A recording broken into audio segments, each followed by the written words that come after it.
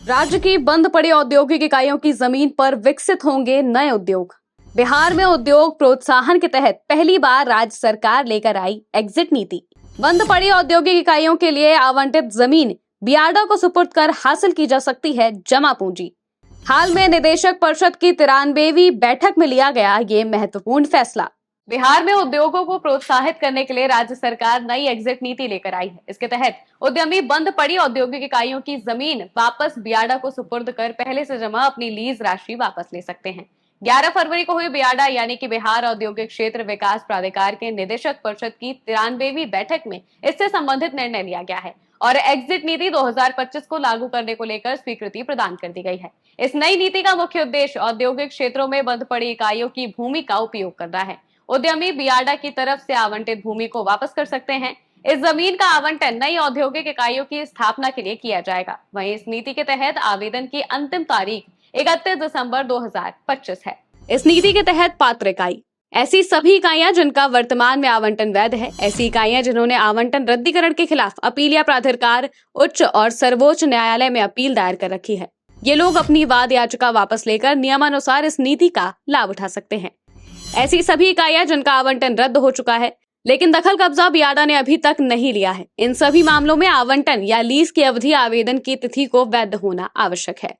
इन पर लागू नहीं होगी ये नीति जिनके तहत आवंटन या लीज की अवधि समाप्त हो चुकी है यदि तृतीय पक्ष को भूमि आवंटित हो चुकी है। ऐसे होगा नीति का कार्यान्वयन। जिस उद्यमी की तरफ से भूमि वापस की जा रही है उसे मौजूदा बियाडा रेट के आधार पर उपयोग की गई लीज या फिर आवंटन अवधि की अनुपातिक कटौती कर शेष राशि वापस की जाएगी।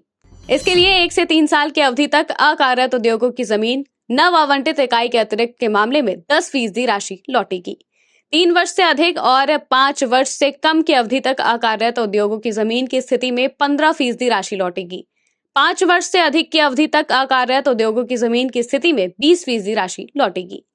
सभी राशि पर 18% जीएसटी देय होगा। इसके अतिरिक्त किसी भी बिजली संस्थान या फिर बैंक या वित्तीय संस्थान या सरकार के किसी अन्य विभाग या बियाडा का बकाया होने की स्थिति में उसकी कटौती करने के बाद ही शेष राशि का भुगतान उद्यमी को किया जाएगा। अकार्यत होने की तिथि का निर्धारण संबंधित उप महाप्रबंधक या फिर क्षेत्रीय प्रबंधक या फिर सहायक क्षेत्रीय प्रबंधक के निरीक्षण प्रतिवेदन या फिर रिपोर्ट के आधार पर ही किया जाएगा। इकाइयों को देने होंगे ये दस्तावेज। इकाई के निबंधित लीज डीड या फिर आवंटन पत्र की मूल प्रति, वित्तीय संस्थान या बैंक का अनापत्ति या फिर बकाया रहित प्रमाण पत्र, अगर कोई ऋण नहीं लिया है तो इसका शपथ पत्र, बिजली कंपनी से बकाया रहित प्रमाण पत्र या अपडेट बिजली का बिल। ये प्रमाण पत्र भी देना होगा कि इस इकाई पर कोई वित्तीय संस्थान, बैंक या बिजली कंपनी या फिर कोई सरकारी विभाग का कोई बकाया नहीं है। 3 महीने की मिलेगी मोहलत। इस नीति के तहत आवेदन स्वीकृत होने के बाद स्वीकृति की तिथि से संबंधित औद्योगिक इकाई को 3 महीने मोहलत दी जाएगी। इस दौरान वो अपनी संरचना या फिर संयंत्र को हटा ले। इसके बाद भूमि का स्वामित्व बियाडा को सौंपना होगा। अगर इकाई अपने संयंत्र को निर्धारित अवधि में नहीं हटाती है तो इसकी नीलामी सरकार करा देगी और इसमें होने वाले खर्च की राशि की कटौती भी संबंधित इकाई से ही की जाएगी। 3 किश्तों में होगा राशि का भुगतान। इस नीति में स्वीकृत आवेदन वाली इकाइयों को 3 किश्तों में राशि का भुगतान किया जाएगा। बियाडा को जमीन मिलने के 4 महीने के अंदर 40% तथा शेष राशि का भुगतान 4 पर 30% और फिर 8 महीने पर 30% राशि का भुगतान किया जाएगा।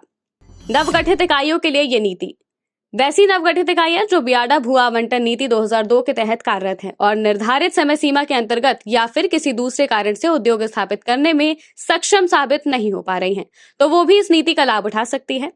इनके लिए उनके स्तर से उपयोग की गई लीज या फिर आवंटित अवधि की अनुपातिक कटौती की जाएगी। इसके अतिरिक्त भूमि मद में भुगतान की गई कुल राशि का 10% और लागू टैक्स की कटौती करके बची राशि का भुगतान किया जाएगा।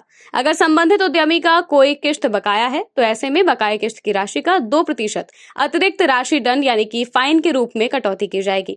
आवेदन स्वीकृत होने की स्थिति में 3 महीने के अंदर जमीन पर मौजूद सभी संरचनाओं को हटाना होगा। आवेदन को बियाडा मुख्यालय में कार्यकारी निदेशक उत्तर या फिर दक्षिण के कार्यालय में समर्पित कर सकते हैं। आवेदन के साथ सभी संबंधित जरूरी दस्तावेज भी साथ में लगाने होंगे। किसी भी आवेदन पर विचार करने के लिए प्रबंध निदेशक की अध्यक्षता में एक कमेटी बनी हुई है जिसका निर्णय ही अंतिम और मान्य माना जाएगा। फिलहाल के लिए बस इतना ही। आप देखते रहिए आज की खबर।